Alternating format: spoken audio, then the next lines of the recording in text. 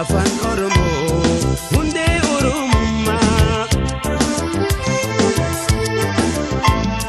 Gurratti mi'aawa yaa'an sagaleeke, cirracha bishaanii bayni jechege. Gurratti mi'aawa yaa'an sagaleeke, cirracha bishaanii bayni jechege. Kan rafe dammaqsa wayduuf walalomke. Lakawamen dumu hiboof makmaksike kan rafeda maksa wayduf wala lonke lakawamen dumu hiboof makmaksike kalma ada Kenya ega sena Kenya kalleje tukuma hunde bilisuma Afan Oromo Afan Oromo, hunde Oromumma. Gurratti mi'aawa yaa'an sagaleeke, cirracha bishaanii bayni jechege. Gurratti mi'aawa yaa'an sagaleeke, cirracha bishaanii bayni jechege.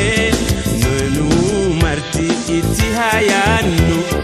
Ilmaan haa barsifnu ittiin haa guddifnu wal haa yaadachifnu jechoota adda adda ittiin haa barannu siyaasaa fi herrega.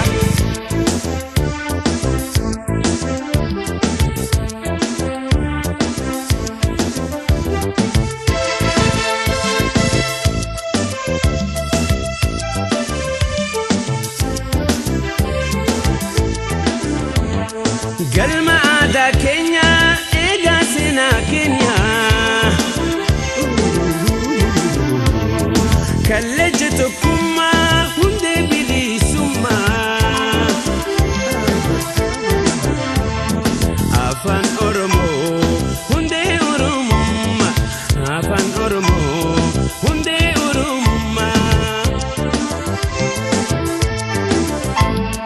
Gurratti mi'aawa yaa'an sagaleeke cirracha bishaanii bayni jechege.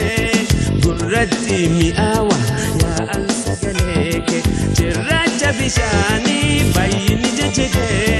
Kan rafe dammaqsa wayduuf walalonke lakaawamen dhumu hiboof makmaksike wal haa yaadachifnu jechoota adda adda ittiin haa barannu siyaasaa fi herrega. Meetiin haa boonu, meetiin haa dubbannu, meetiin haa katabnu. Afaan keenya guddaa daranuu haa guddisnu.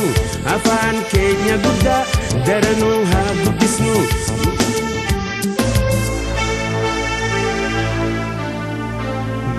Meenu marti itti haayaannu.